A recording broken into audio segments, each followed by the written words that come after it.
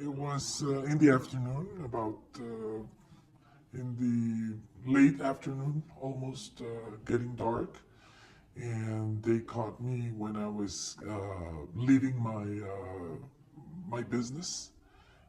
I was heading home, and there were some cars with people, armed people, and they stopped me. They said that apparently I was involved in a burglary in a business. I said, you must be making a mistake.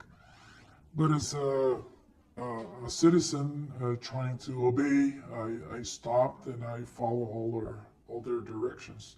But when they put a handcuff on my hand, I said, something's not right here because I'm not a criminal. But they said that I had to go and talk to the chief of the police, and I said, well, let's go and I'll talk to him. I'm sure it's a mistake. Then a few hours later, I, of course, realized that it was a kidnapping.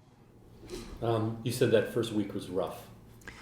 Yes, in the first week, they held me like all the time, tied my hands, my feet with handcuffs, tied to an iron bed frame, and I was laying on the floor all the time, and I had like a face mask of this duct tape, which really took care of my ears. They were all swollen and with some. It was terrible. It was really, really hard.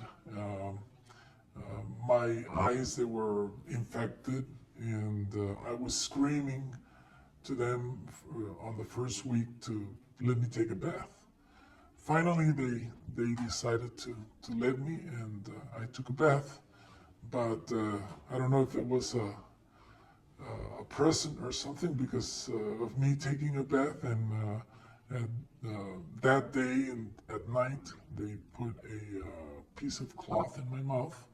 They said, don't scream, and they held me by my hands and my feet. They moved me a little bit, and a guy came with a pipe and hit me all over until they broke one of my ribs. So that was the hardest part of being there. At your lowest point psychologically, what was it like? It was feeling the last human on the last corner of the earth, that nobody cared about me. I was left alone. I couldn't do anything. I was desperate. I said I can't get it, can't stand it anymore.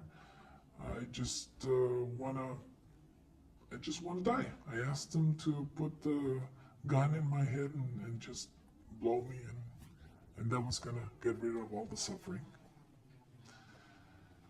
That's because I was never able to talk to my family, never, until the last day that I was held, so that I could give proof of life to my parents. If you can, just how destructive are the people, are these kinds of people and what they've done to your city?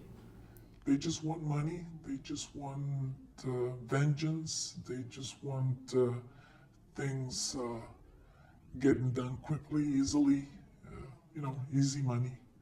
That's all they want, and that's all they care. They don't care how many people they have hurt, how many families are suffering, how many people are lost that nobody knows anything about them. I just don't know what's in their heads. We want our old lifestyle back. Our kids used to go out into the streets. They could go anywhere. There was no problem going and seeing their friends. We want that back.